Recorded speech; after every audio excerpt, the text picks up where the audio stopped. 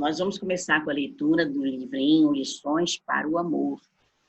Bom dia a todos, que vocês realmente possam usufruir desse sábado, a partir dessas reflexões, começar também a trazer mais instrumentos para o autoconhecimento. A indulgência na alma. Olhai por vós mesmos, para que não percamos o que temos ganho, antes recebamos o inteiro galardão. Segundo João 1:8. Item 22. Como ser indulgente com imperfeições que você nem sequer admite para si mesmo? Admitir para si mesmo os desejos mais secretos, os sentimentos mais profundos e os pensamentos mais inconfessáveis é caminho de autoconhecimento e indulgência. Olhe para as suas sombras secretas como uma promissora gleba de amor, na qual plantará as sementes viçosas na colheita de frutos do bem. Não existe nada em você que não seja de Deus. Ilumine seu olhar e acolha-se com ternura. Isso é indulgência para consigo mesmo? Diga, eu sou luz, eu sou paz, eu sou filho de Deus. Agora sinta em si mesmo o halo luminoso da compaixão de Deus, que te apoia, que te incentiva sempre. Diga, eu me amo, eu me amo, eu me amo. Eu mereço o galardão de ser feliz. Merecemos mesmo, viu? Merecemos mesmo.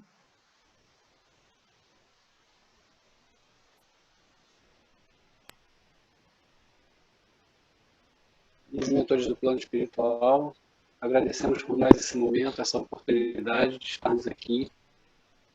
Pedimos que sejamos todos iluminados e inspirados para que as nossas mensagens possam alcançar o mais amplo espectro possível de pessoas, de pensamentos, de consciência. Dessa forma, pedimos licença aos guias e mentores espirituais da casa, a cada um dos nossos guias e mentores espirituais em particular, para iniciarmos o nosso trabalho de hoje, dizendo todos graças a Deus. Sim, sim. Vamos, então, ao nosso trabalho de hoje. Nós prometemos e vamos trazer o que nós prometemos, né? Nós prometemos que vamos hoje falar das características, nós vamos ver como é que nós podemos desenvolver essa inteligência espiritual na nossa vida. Será que a gente consegue? Vamos ver, né? Então, hoje nós vamos falar sobre ainda sobre a inteligência espiritual, né? Dando continuidade ao que a gente começou na semana passada. Vocês lembram desta figura? Ela está mostrando a relação entre o coeficiente intelectual, o coeficiente emocional de inteligência e o coeficiente espiritual de inteligência.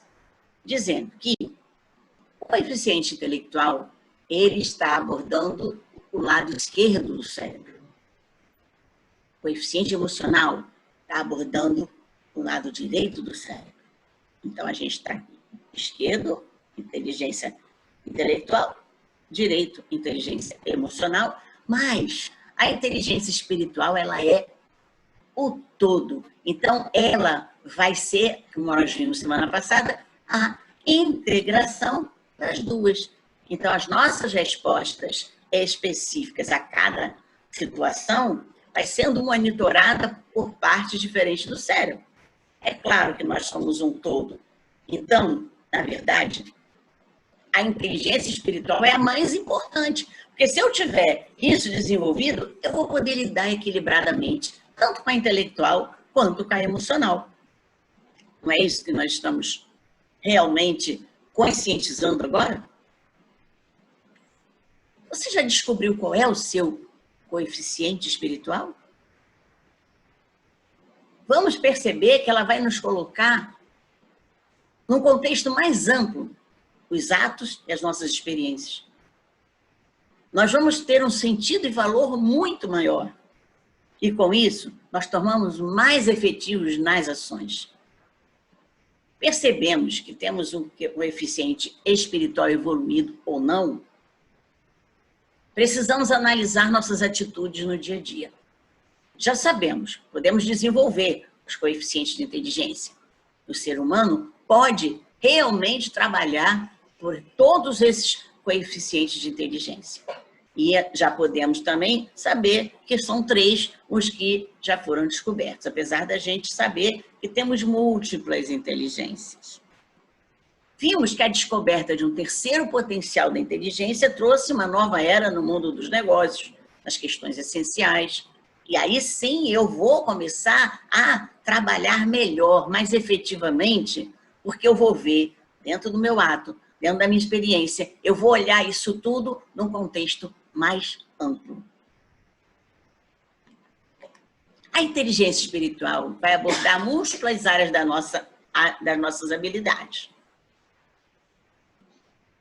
Ela vai abordar a parte naturista, ecológica, a parte musical, a linguística, a lógica matemática, o corporal e sinestésica, espacial e visual, intrapessoal e interpessoal.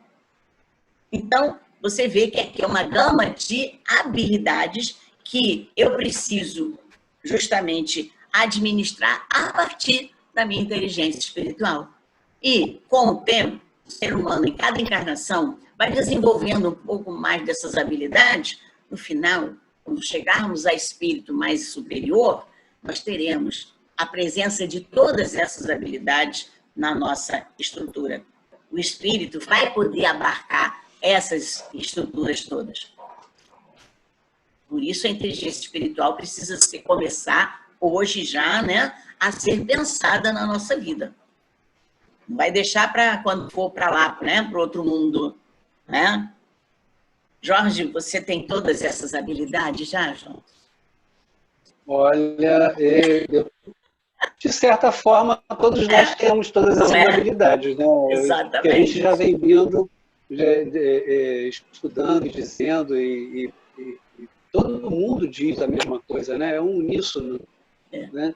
Saber que todos nós temos todas as habilidades adormecidas dentro de nós e que, com as experiências, com as necessidades, com a vontade pessoal, né, individual de crescer, cada uma dessas habilidades vai se desenvolvendo e vai se desenvolvendo naturalmente.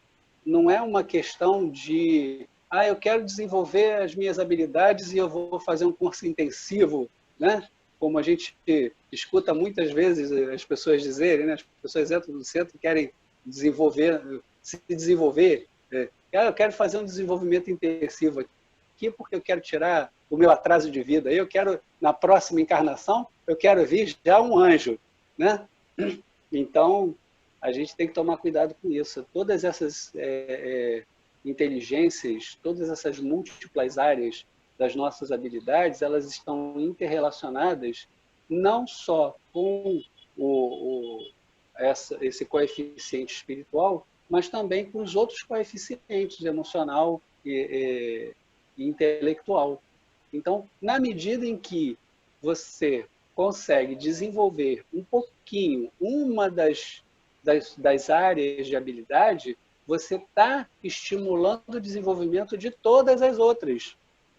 Esse é o princípio básico do coeficiente espiritual. Ele é um coeficiente que integra, né? Que integra o ser integral, né?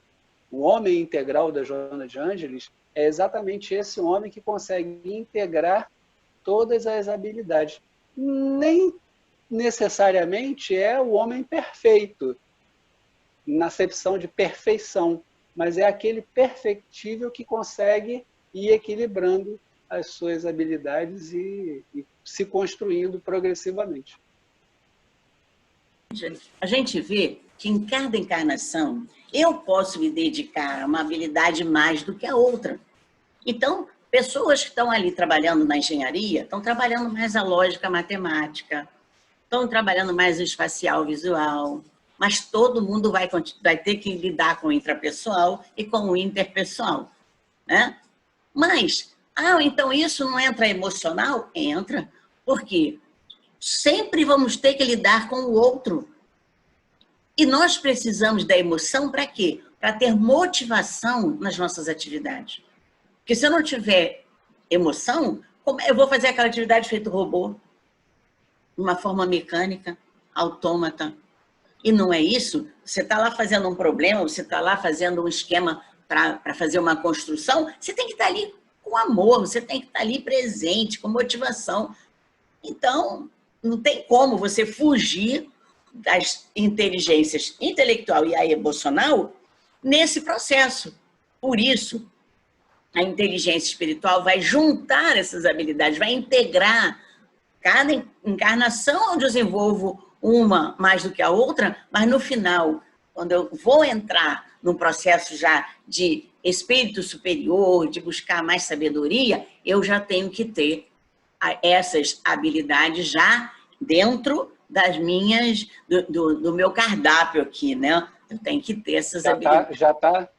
Já está naturalizado isso. Exatamente. Eu simplesmente sou. Eu simplesmente sou. Não preciso me esforçar para parecer ser. Exatamente. Né? Exatamente. Quadrante da inteligência espiritual. A inteligência espiritual, ela pega 4 áreas do conhecimento. O conhecimento a si mesmo, o conhecimento universal, o conhecimento, o domínio próprio, o domínio de tudo que eu faço e o domínio social e a presença espiritual. Então, você vê que tudo começa com autoconhecimento. Eu parto de mim para o universo. Do universo, tendo o meu conhecimento, eu consigo me dominar as minhas atitudes, dominar minhas respostas, dominar meus pensamentos, meus sentimentos. E aí sim, eu posso ter um domínio social. E eu vou ter com isso uma presença espiritual na vida. Eu não vou ser o ser que fica ali à esquerda. Eu vou estar presente mesmo. É uma presença completa, integral, porque eu dominei o conhecimento de mim mesmo, o conhecimento universal, o domínio próprio. Você está lá segurando o leme da sua vida. E aí sim eu posso dizer, eu estou presente, com corpo e alma. Isso também traz uma aceitação da sociedade, do domínio da humanidade, de todo o universo. É fácil, quando você integra tudo isso, você perceber que você deixou quilômetros de distância aquele ser original. A gente já está longe, porque já estamos com muita coisa rolada, já estamos com muita estrada. E cada estrada que a gente vai andar, a gente precisa forçar, reforçar, rearrumar cada um desses quadrantes. Que a gente está sempre trabalhando os 4. É por aí. Não é? O autoconhecimento é o conhecimento das próprias limitações. Sim. Né? Quando eu conheço as minhas limitações, eu domino, ou melhor, esse domínio é o domínio de quem sabe, isso. Não é o domínio de quem reprime, não é o domínio repressor, é o domínio de compreensão da onde eu estou, para onde eu quero ir. Eu já tenho noção de qual é o meu propósito. Sim. Maior. Eu já tenho noção, eu já posso escolher para onde eu quero ir. Isso né? mesmo. E aí, quando eu escolho para onde eu quero ir, esse domínio social é a individuação. Eu consigo me perceber na sociedade sem me curvar às exigências sociais. As conveniências, né? Isso, as conveniências. Muito bem dito agora, as conveniências, isso aí. Dana Zohar definiu 12 princípios subjacentes à inteligência espiritual. Aí aqui a gente vai ver, realmente, as facetas da inteligência espiritual. Primeiro, a autoconsciência. Saber o que eu acredito, que eu dou valor e o que me motiva profundamente. Isso é importante. Espontaneidade. Viver, ser sensível ao momento. Live in, quer dizer, estar presente. Completamente sensível ao que está acontecendo, para que eu possa estar ali completa. Conduzir valor à visão é agir a partir de princípios e crenças profundas, viver em conformidade do que você está percebendo, mas a partir de princípios e crenças profundas, e não só quando a gente falou ainda agora, né, pelas conveniências. Eu quero agradar, então eu tenho que olhar, eu tenho que conduzir a percepção, eu tenho que valorizar aquilo que eu estou vendo. A partir do momento em que eu vejo alguma coisa, eu percebo alguma coisa, eu vou analisar e vou agir a partir de quê? De princípios e crenças profundos. O que é princípios e crenças profundos? É aquele processo da justiça, que eu começo a ver o que cabe ser feito ali, o que convém, o que não convém. Será que eu agindo assim, eu estou desrespeitando o próximo? Eu estou me desrespeitando? Então, tudo isso vai fazer parte dessa visão, desse valor que eu vou dar àquilo que eu estou percebendo. Holismo. Padrões maiores. Relações e conexões mais amplas. É a sensação de pertencimento. Eu pertenço a um universo. Eu pertenço a uma rede de pessoas, de espécies, de contextos gerais. Então, quando eu olho a vida, quando eu vejo essa abrangência da minha percepção, eu começo a olhar a vida num processo holístico. Então, a inteligência espiritual, ela nos dá esse conteúdo holístico. Por quê? Porque eu coloco padrões maiores nas minhas relações, nas minhas conexões. Eu não fico só aqui, em frente a mim, com aquela estreiteza de visão, não. Eu abro. Não fico usando antolhos. Afinal de contas, eu sou um ser humano, né? Eu não sou um animal. Compaixão. Preciso ter essa qualidade, sentimento com, empatia profunda. Compaixão é esse sentimento que me complementa aquilo que eu estou vendo do outro. Eu me complemento no sentido de não é só olhar aquilo que você está sentindo, mas é o sentimento com o outro. Por isso, a empatia diz o seguinte, ó, veste o sapato do outro. Você não sabe o que ele está passando e fica julgando, apontando o dedo. É importante essa compassividade para que eu possa expressar realmente naqueles padrões elevados, naquela sensação de pertencimento, partindo de princípios e crenças mais profundas. Celebração da diversidade.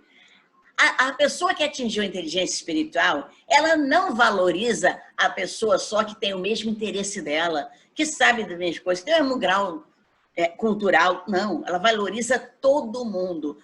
Ela valoriza as diferenças. Não valoriza só as pessoas. Está ali, tá, apesar daquela pessoa estar ali, ela também tem alguma coisa para trazer. O que ela está trazendo?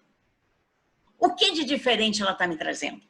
Diferente de mim? Claro, ela tem individualidade dela. Respeita isso. Se der para complementar, ótimo. Se não der, respeita. Deixa a pessoa seguir o caminho dela, porque eu não tenho como interferir nesse processo de valor pessoal, de princípio pessoal. Todo mundo vai chegar a ter todo esse universo de habilidades, como a gente já viu ainda agora. Mas cada um tem um passo, cada um tem um ritmo. Então, a pessoa com inteligência espiritual mais desenvolvida, ela celebra isso. Beleza, é uma riqueza. Se vocês olharem, aí, olhar, né? Olhar, que a gente não vai ver isso na frente, mas a gente sabe, pensa no universo do Brasil. O Brasil é o país que tem mais diversidade. E é uma riqueza isso. Porque a gente tem a cultura de vários povos, tem a cultura original da terra. E a gente pode dizer que realmente o Brasil foi construído a partir de culturas diferentes. Por isso, é o país mais rico do universo. Pode falar quem quiser, porque eles falam de riqueza parte material. Mas um dia vocês vão descobrir por que o Brasil foi considerado a pátria do Evangelho. É porque essa diversidade que temos aqui é valor que nós temos, é benefício que nós temos. Antes de seguirmos, Jorge, quer falar alguma coisa desses princípios que estão aqui? Olha, não, eu vou esperar você terminar os 12, porque aí depois a gente faz uma integração deles. Tá bom. Então, continuando, independência de cão. Nós, apesar de estarmos na multidão, nós temos que ter as nossas convicções próprias. Eu estou aqui contra várias pessoas que pensam diferente de mim. E eu tenho que ter essa independência, essa neutralidade de ter as minhas convicções, mesmo que eu esteja no meio de pessoas que não têm a mesma convicção. Isso é importante. Não é aquela pessoa que fica assim na gangorra. Vai para o lado direito quando tem interesse, vai para o lado esquerdo quando tem interesse, vai para cima quando tem interesse, vai para frente. Então, se todo mundo gosta de amarelo, eu gosto de verde, mas todo mundo gosta de amarelo, eu vou gostar de amarelo também, não vou ficar de fora. Essa independência que precisamos conquistar. Eu sou eu tenho a minha individualidade. E eu não estou me revoltando contra as outras. Eu quero cooperar, eu quero compartilhar o que eu sei, o que eu tenho de convicção. Pode ser que com isso até eu agregue alguma coisa a alguém e alguém vai agregar alguma coisa a mim também. Com essa inter-relação. Humildade. Tem a sensação de ser um jogador em um drama maior. De verdadeiro lugar no mundo. Então, você está aqui num tablado, né? Falando em jogador, vamos naquele tablado. Aí está ali a sensação, né, de tá todo mundo ali tentando buscar um lugar ao sol, mas a humildade coloca você dentro de um lugar, vendo você de uma forma maior. Se não é qualquer pessoa. É a sensação de realmente você ser uma peça de um quebra-cabeça, uma peça de um quebra-cabeça gigante, de um verdadeiro lugar no mundo. Ter a sensação de que você tem um lugar no mundo. Essa sensação verdadeira. Isso não tem preço. Tendência para pedir fundamental. Por quê? Questões. Necessidade de compreender as coisas e chegar ao fundo delas. Fazer questões. Pedir porquês. É fundamental perguntar, questionar, ter dúvida. Não ter medo de ter dúvida. Porque enquanto eu não compreendo as coisas, eu não vou poder aceitar. Eu só posso aceitar quando eu entendo. Quando eu chego lá no fundo das questões. E aí eu preciso compreender. Então, não se esquente de perguntar por quê, o que foi, não estou entendendo, por que está acontecendo isso? Vai ter sempre uma resposta, mas vamos buscar as respostas na origem. Vamos buscar respostas não em falsas ideias.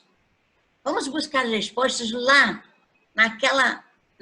naquele contexto que realmente é verdadeiro. Se eu quero saber de espiritismo, eu vou lá nos livros de Kardec, Leon Denis, que eu sei que são verdadeiros. Agora, eu não vou encontrar nenhum conceito matemático dentro do livro de Kardec, então eu tenho que buscar aonde você vai ter a compreensão. Então, mas é importante ter dúvida. Ter dúvida nunca é um processo negativo.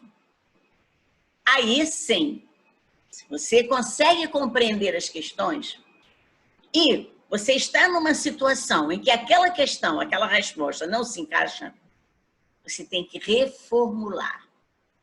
Você vai partir de uma situação ou um problema, ver aquele problema, ver aquela situação numa imagem maior, num contexto mais amplo. Isso é reformular, tornar uma fórmula nova. Então, eu tenho uma fórmula A mais B, C, mas essa situação, esse problema, cabe a que eu acrescente A mais B, aí eu acrescento um menos D. E aí eu tenho uma nova fórmula. Isso é reformular. Estando atrás, a partir de uma situação, então eu fico neutra. Esse estando para trás é neutralidade. Eu me afasto da situação e do problema. Não me envolvo antes de ter qualquer contexto, qualquer explicação, qualquer ideia. Antes de dar qualquer solução. Eu coloco para trás e vejo com isso a imagem maior. Eu vejo com isso um contexto mais amplo daquela situação. Uso positivo da adversidade. Aprender a crescer com os erros, com os reveses, com o sofrimento. Ó, nada como você realmente aprender com o sofrimento, né? Esse é o uso da adversidade positivo. Você ter uma proação diante do erro, diante de um revés, diante de um sofrimento. E aí você vai aprender a crescer ali, com o problema, com a dor, com a parede que está na tua frente, com aquele atraso que a vida propiciou de você apresentar alguma situação. Você tem que usar positivamente essa posição sua. Eu acredito que já chegamos ao 12, não? Olha, Regina, olha só, eu estava analisando esses itens todos e tem algumas coisas, algum viés que integra todos eles. Com certeza. E é o conceito básico. Assim, eu diria assim, se você não entendeu o que está escrito, se você acha que não consegue colocar nada disso em prática, se você acha que isso está muito difícil de compreender, pense da seguinte maneira, uma coisa bastante prática e bastante simples de entender. A vida não tem jeitinhos nem privilégios para ninguém.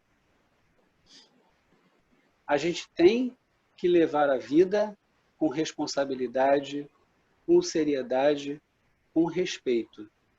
Porque hoje, se nós estamos numa posição, se nós temos condições, se nós somos alguém na vida, amanhã a gente pode não estar nessa posição. Amanhã a gente pode estar na posição daquele outro que hoje eu discrimino, que hoje eu não dou atenção, que hoje eu não tenho nenhum valor para ele. Não é isso?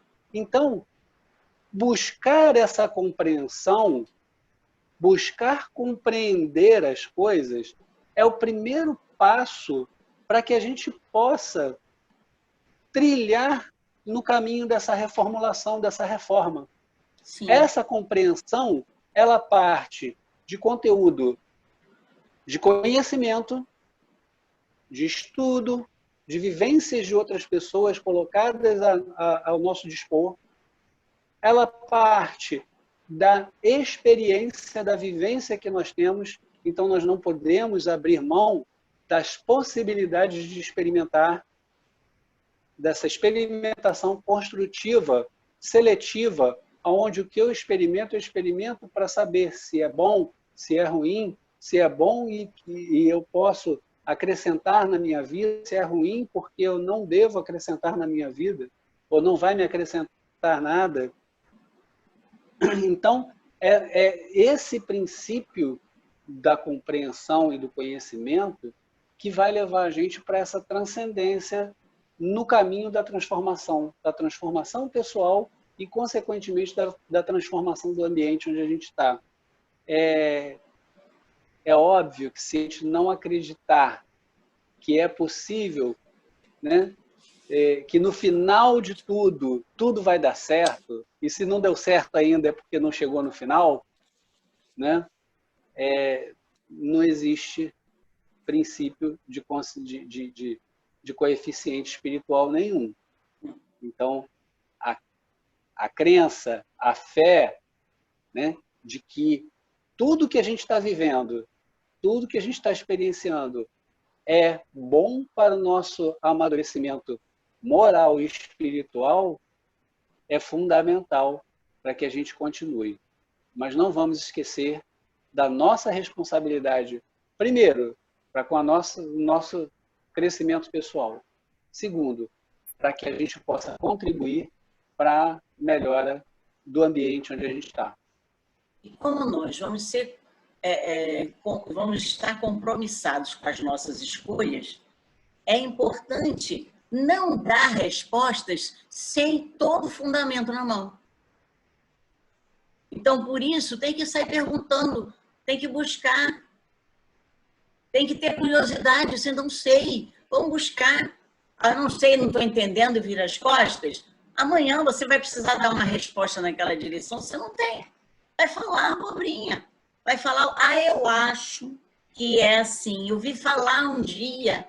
Se eu ouvi falar um dia, não é a resposta adequada para alguém que quer desenvolver uma inteligência espiritual. Então, o sentido de vocação, né? Regina, só um parênteses. Inteligência espiritual é aprofundamento. Isso, é aprofundamento. Né? É olhar-se para dentro e aprofundar-se. Não é superficialidade. E é interessante aqui que faltou um item, o sentido de vocação. Sentir-se chamado para servir, para dar algo de volta. Então, a partir daqueles quadrantes, se eu tenho conhecimento, se eu entro nessa noção de pertencimento a esse universo, e eu domino tudo que eu tenho de bom dentro de mim, de habilidade, de potencial, ou mesmo sei as minhas fraquezas, eu vou ter isso para dar. Eu vou ter alguma coisa para dar. Eu vou poder realmente me sentir chamada para servir. Que aí eu vou ter o domínio social também. Eu vou ter o domínio da minha presença espiritual. Porque eu posso dar alguma coisa sempre. Isso é fundamental. A gente tem que ter a consciência de que a gente está sempre dando alguma coisa. Isso. Então, sejamos responsáveis para poder oferecer sempre o melhor. Com certeza. Não é isso? Sempre o melhor. Porque se a gente não tiver essa responsabilidade, essa consciência, esse compromisso, a gente vai estar dando qualquer coisa. E o nosso melhor vai ser sempre aquém daquilo que a gente poderia fazer. Pois é. Então, são 4 habilidades fundamentais ou capacidades da inteligência espiritual. Pensamento crítico e existencial. Quer dizer, você não é aquele pensamento crítico de ficar olhando o erro do outro, não. É o pensamento crítico existencial no sentido de olhar. O que você sabe daquilo? Se você não sabe, vai buscar. Então, ter esse discernimento do que eu tenho, do que eu não tenho, do que eu sei, do que eu não sei. Se eu posso me meter a prometer alguma coisa para alguém ou não, porque eu vou prometer uma coisa que não sei.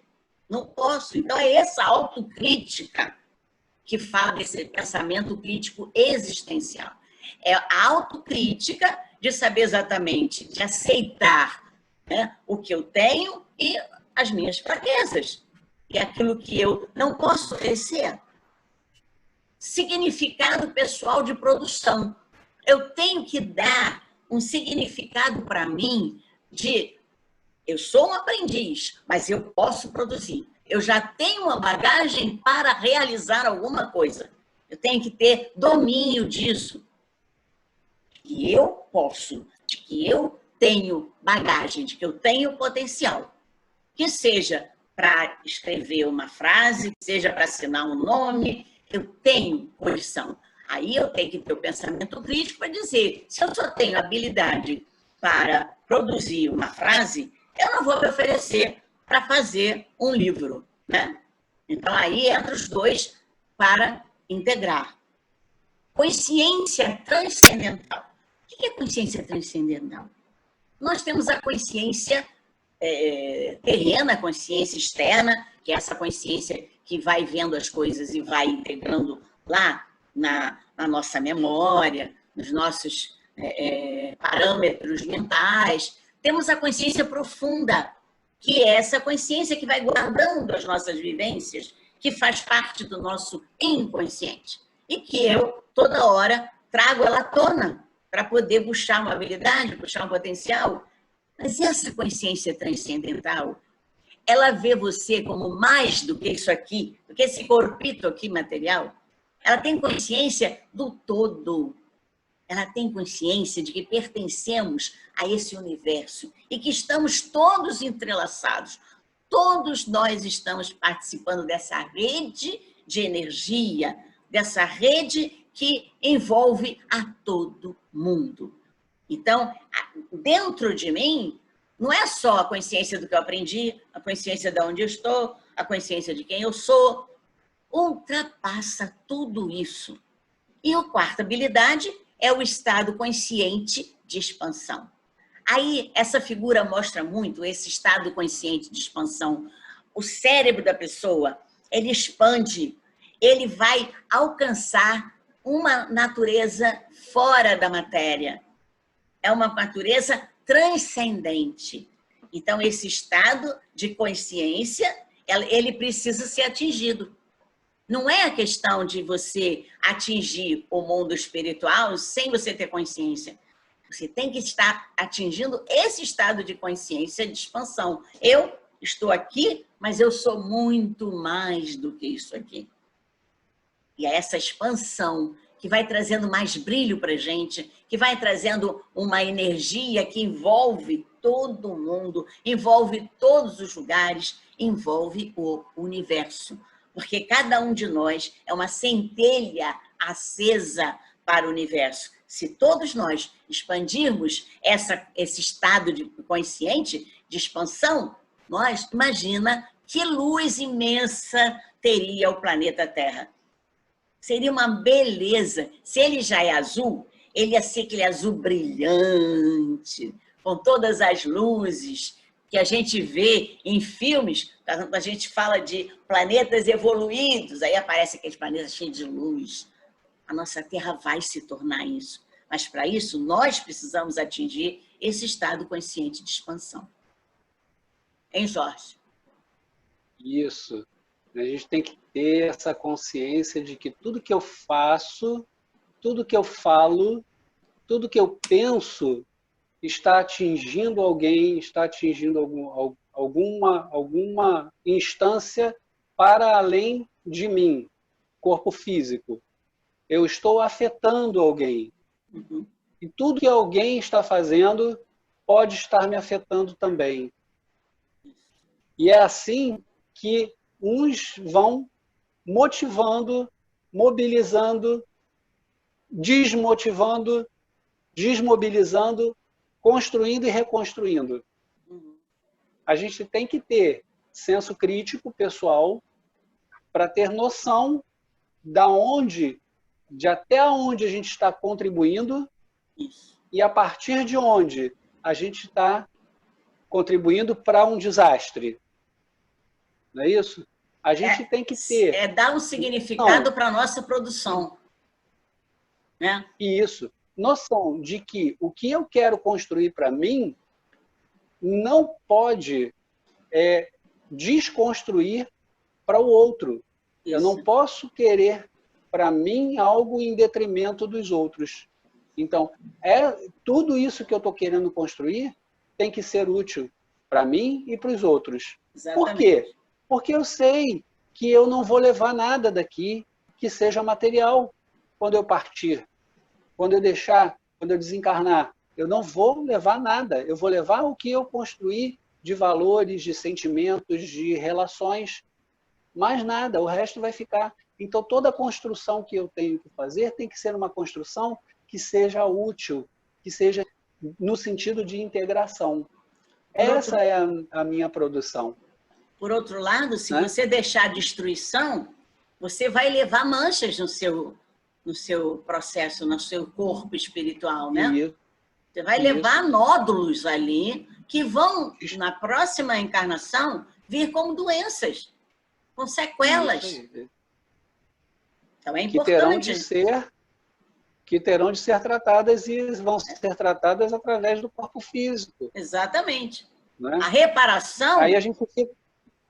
É isso aí. Aí a gente fica lamentando, é karma, é não sei o quê, por que comigo? Não pode ser assim. Então a gente tem que ter essa consciência transcendental de que aquela história do homem que planta para as gerações futuras, né? Planta tâmara, não é isso? Eu planto tâmara hoje para daqui a 80 anos, 100 anos, meus filhos, meus netos, meus bisnetos comerem tâmara. Isso aí. Né? Essa consciência transcendental. Isso, isso tudo mesmo. vai caminhando e vai crescendo e vai expandindo, assim como o universo está em constante expansão, nós estamos expandindo capacidades, expandindo competências, expandindo habilidades. Nós não somos mais os homens das cavernas, né? Que tinham que se guardar para se proteger. Hoje nós não precisamos nos proteger de certas adversidades. Nós temos outras adversidades mais elaboradas, mais... até coisa assim corriqueira, que a gente pensa muito curto. Por exemplo, você está morando numa casa alugada. Você vê que a janela não é a janela que você queria, porque está dando trabalho. Ah, não, mas eu não vou trocar, essa casa não é minha. Mas você está usufruindo. Isso. Você está usufruindo. Limitado, não. Não tenha a expansão dessa consciência. Isso. Às vezes a casa própria. Ah, mas eu não vou reformar o banheiro. Não, porque eu quero vender essa casa. Mas não vai valorizar mais a casa se você reformar o banheiro? Pois é. Né? Da mesma forma a nossa casa íntima, né? Sim. Eu devo reformar? Não devo reformar? Aonde eu devo reformar? Eu devo reformar o meu quarto íntimo, a minha sala íntima, não é isso? O meu porão, né? O meu telhado, né? Onde que eu devo começar a minha reforma íntima? Isso é uma reflexão importante. Até porque a gente sabe que a vida continua. Então, a gente tem um motivo para fazer essa mudança, para ir com casas melhores para as outras encarnações, né? Nós já estamos conscientes disso, né? Exatamente. É assumir Como saber o que tenho de inteligência espiritual? Quanto tempo, dinheiro, energia e pensamentos preciso para obter um resultado desejado? Você demora muito? Você quer buscar um resultado? Você quer ver como é que você vai desenvolver, controlar dinheiro? Como é que você vai preencher para não gastar muita energia durante o dia? Os pensamentos. Vai gastando pensamento. Eu estou pensando e está dirigindo para nada. Então, quanto tempo eu levo com meus pensamentos, com a minha energia e com o tempo, né, o dinheiro, para obter um resultado desejado? Então, aí vocês já vão ver, vai anotando no papel ou vai observando no dia a dia para você tirar essa percentual do tempo que você leva para chegar a um resultado desejado nessa questão do dia a dia, do dinheiro, da administração de um modo geral, né? Da sua energia, dos seus pensamentos. Pois é. é importante a gente parar e fazer uma reflexão aqui, porque aonde que a gente se detém mais, né? A gente se detém no ideal, no material, não é isso? Ou no exercício daquilo que a gente quer. Isso é um parâmetro importante. Porque se você quer chegar a um resultado saudável, você tem que seguir um caminho saudável. Não adianta ficar só pensando, né? Como seria? Que eu poderia fazer? Ou então se detendo, não posso, por que não? Por que não? Por que não? Porque não tenho dinheiro, não sei no que, ou não tenho condição, ou não tenho tempo, ou não tenho não sei o que lá. Ou então pensar em malandragem para conseguir aquilo que quer. Então não é um caminho saudável. Aí você vai chegar ao resultado, mas um resultado que vai ser desmoronado na mesma hora. Porque não vai ser o resultado desejado. A gente tem que pensar sempre que a nossa vida é eterna. A gente é imortal. Perdeu na qualidade moral, né? Exatamente. Perdeu na qualidade moral, ética. O quanto de respeito bilateral existe em meus relacionamentos? Eu respeito o outro e me dou por respeitar? Comece a pensar nisso. Se toda hora você está reclamando que as pessoas não te respeitam, será que você se faz respeitar? E você respeita a individualidade do outro? Ou está toda hora se metendo no pensamento dele, no sentimento dela, e no que ela vai fazer, nas escolhas do outro? Pensa nisso. E aí você já vai começar a ver os pontinhos da inteligência espiritual que você tem. O quanto é honesto um jogo que jogamos com o outro. Eu estou falando de jogo só, de carta, não, é jogo psicológico. Muitos jogos psicológicos para burlar o outro, para manipular o outro. Será que isso é honesto? Será que eu preciso jogar com o outro para que o outro faça aquilo que eu quero que ele faça? Aquilo que me agrada? Então, os jogos psicológicos, eles são desonestos. Eu vou criar um gatilho, eu vou criar uma armadilha para que o outro caia, para que vou jogar a isca para o outro fisgar. Então, eu vou fisgar o outro através de uma isca que eu vou jogar. Isso é desonesto. Eu preciso lidar com a vida de uma forma honesta. Por mais que eu perca. Eu posso perder a amizade? Posso. Mas isso é um problema que não é seu, é do outro. Eu tenho que falar a verdade. Com uma forma delicada. E não jogar. Se quiser, é assim mesmo. Eu sou assim. É na lata. A pessoa costuma falar isso. É na lata, por quê? Porque joga na cara. Não, pode falar devagar. Não precisa jogar na lata, né? Pode falar no direito. Sem jogar com a pessoa. Regina, isso perpassa pelo cúmulo do egoísmo, né? Sim. E mais, é um reducionismo do outro ser. Sim. A outra pessoa, o outro ser, nada mais é do que um objeto que eu tenho que conquistar. Exatamente. E aí cai do segundo, que é o desrespeito. Não é? Né? Isso aí. Quanto mantenho a dignidade no respeito à dignidade dos outros? Se eu quero respeitar a dignidade do outro, será que eu vou ter dignidade de realmente manter esse respeito à dignidade dos outros? Então, para eu ter dignidade, tenho que ser uma pessoa honesta, eu tenho que ser uma pessoa que realmente não fala o que eu digo, não fala o que eu faço. Né? Isso não é digno. O que é digno? É a pessoa não fazer com o outro aquilo que não quer que faça para você. E o outro? Por que ele não tem dignidade? Porque ele cometeu um engano e você também não cometeu? Mas ele é um ser humano também, então eu tenho que perdoar. Para manter a dignidade do outro.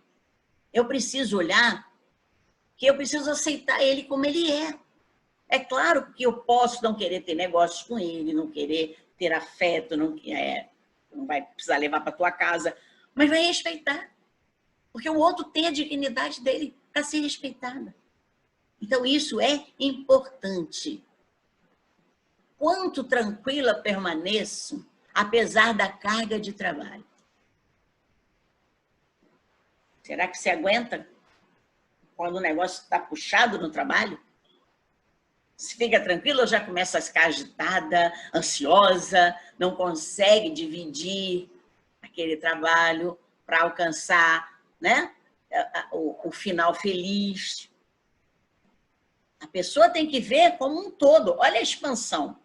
Olhar aquilo que tem que fazer, a meta do teu dia e ver a divisão para que as coisas possam ser encaixadas enquanto você está ali naquele horário de trabalho, naquele horário que você estipulou para fazer o seu trabalho. E deixa na hora do descanso, você vai ter o seu descanso.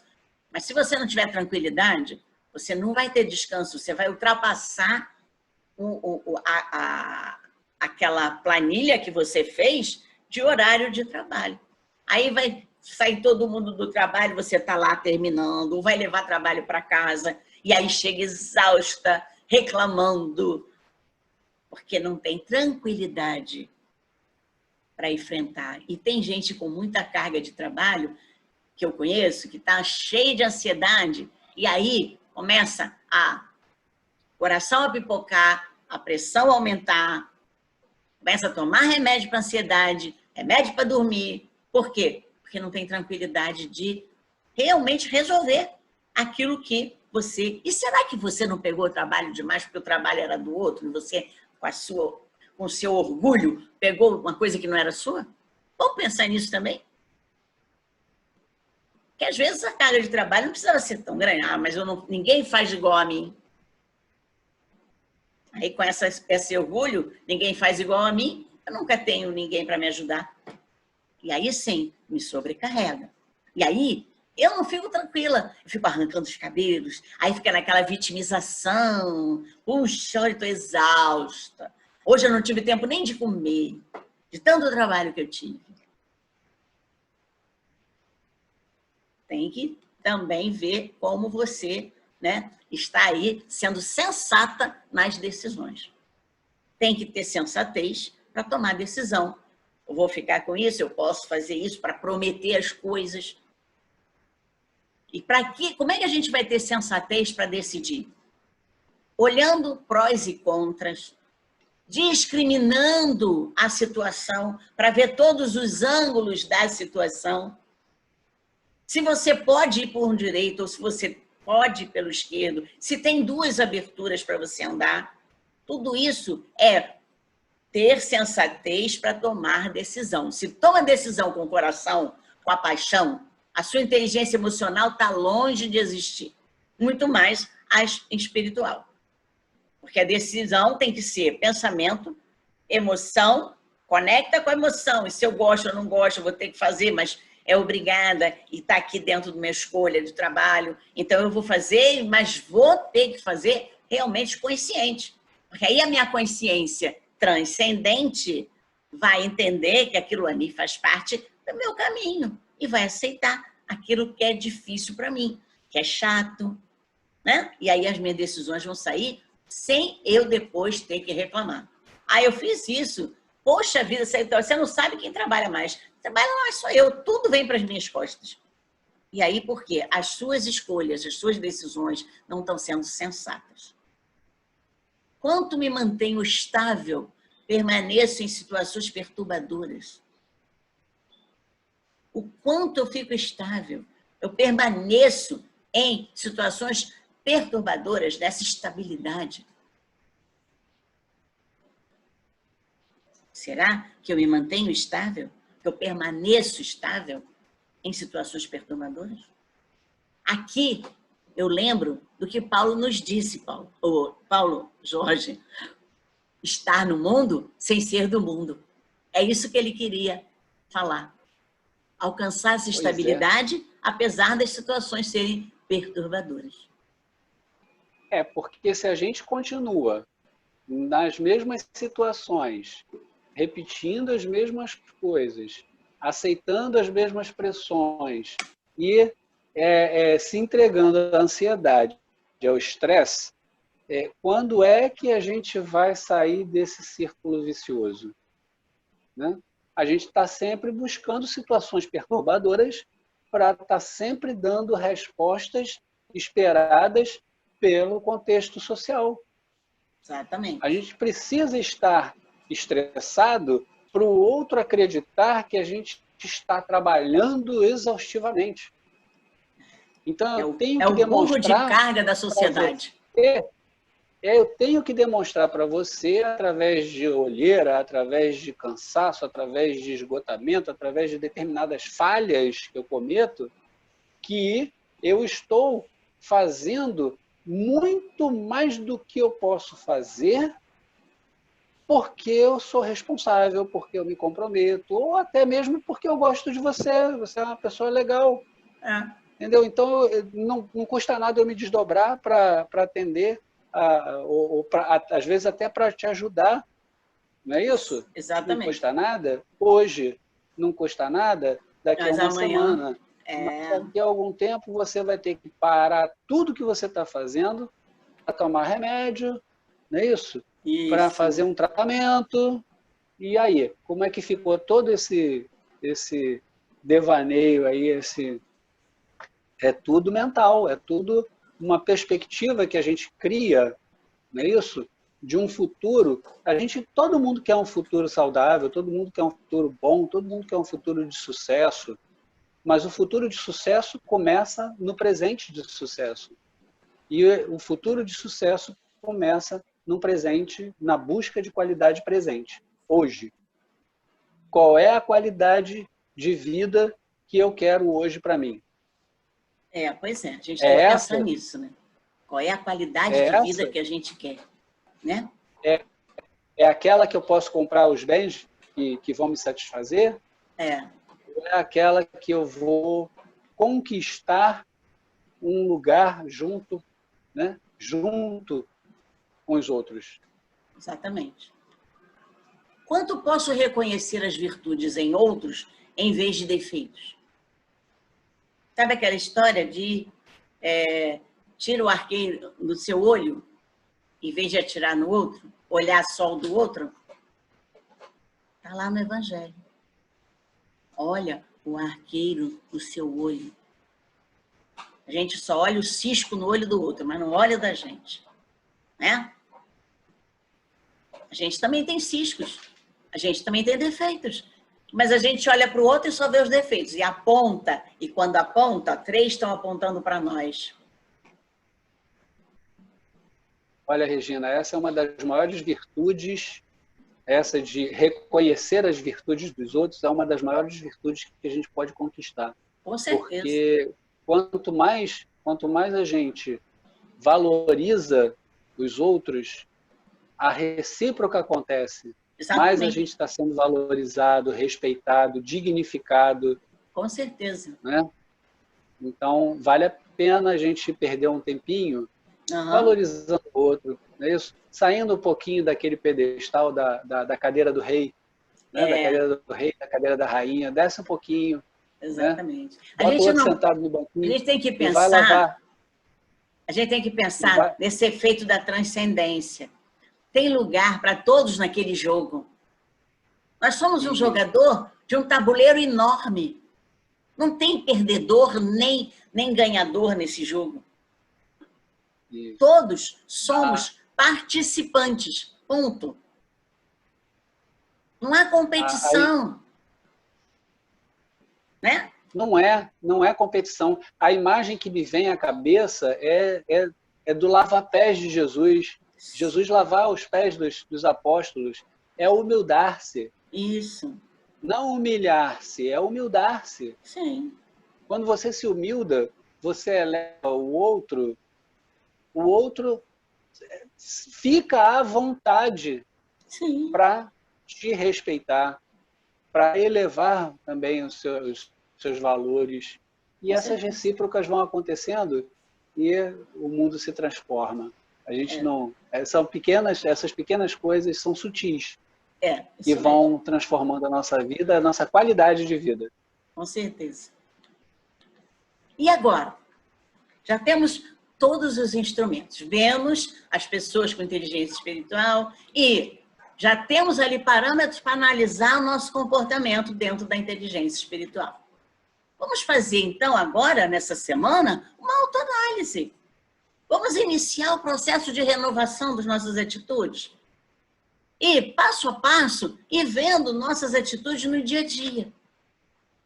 Aí, nós vamos poder sair dessa quarentena com uma expansão de consciência.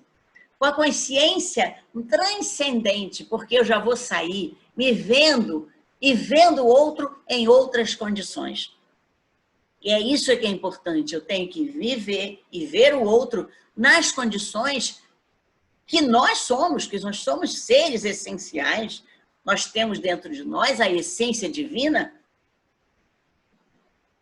Jesus disse, sois deuses. Por que sois deuses? Porque a gente está aqui tendo a semente da divina para ir brotando, a semente do amor, a semente da compaixão, a semente da humildade. Vamos pensar no Sermão da Montanha, bem-aventurado aqueles que são humildes, os misericordiosos, os pobres em espírito, aqueles que aceitam as perseguições, que entendem as perseguições, enfim. As bem-aventuranças mostram que nós temos tudo isso, essa integração toda dessas inteligências, para chegarmos na altura da transcendência. Não é chegar anjo ainda não, mas é conseguir levar os processos perturbadores da Terra que a gente ainda vai ter que enfrentar com a cabeça erguida, um sorriso, trazendo acolhimento para aqueles que ainda não conhecem esse efeito transcendente, que nós estamos conhecendo um efeito transcendente para o nosso espírito. Então, vamos lá colocar lá na geladeira os itens. Por que eu estou fazendo isso? Isso aqui não estou conseguindo fazer. Por que eu estou sempre criticando o outro? Por que eu não valorizo nada naquela pessoa? Ela tem uma coisa boa, principalmente dentro da família. A gente, às vezes, olha para o filho e só vê o erro. Mas quando ele faz uma coisa boa, você não elogia. Parece que ele não fez nada. Então, vamos ver se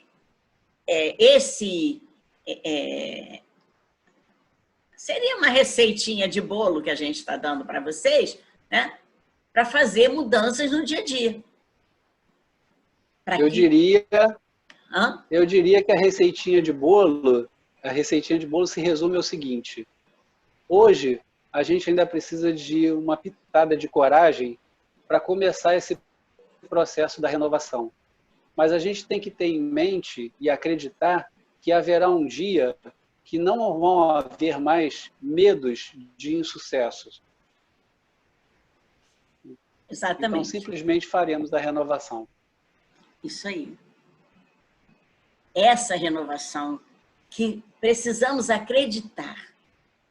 Precisamos saber exatamente o que somos nós, quem somos nós, o que nós podemos ampliar na nossa vida.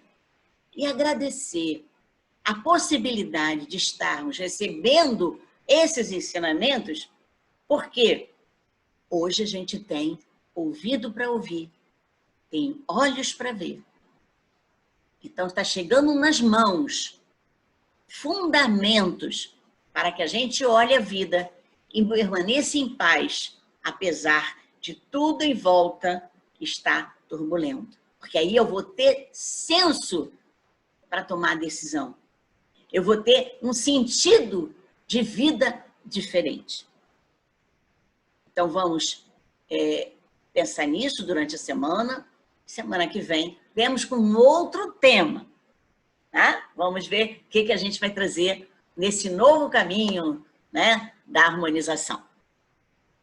Graças a Deus, guias e amigos espirituais, estamos agradecendo a possibilidade de estarmos aqui mais um pouquinho juntos e que nós possamos ter uma tarde, um final de semana de paz e de tranquilidade. Assim pedimos que nos autorize a encerrar o nosso encontro de hoje. Graças a Deus.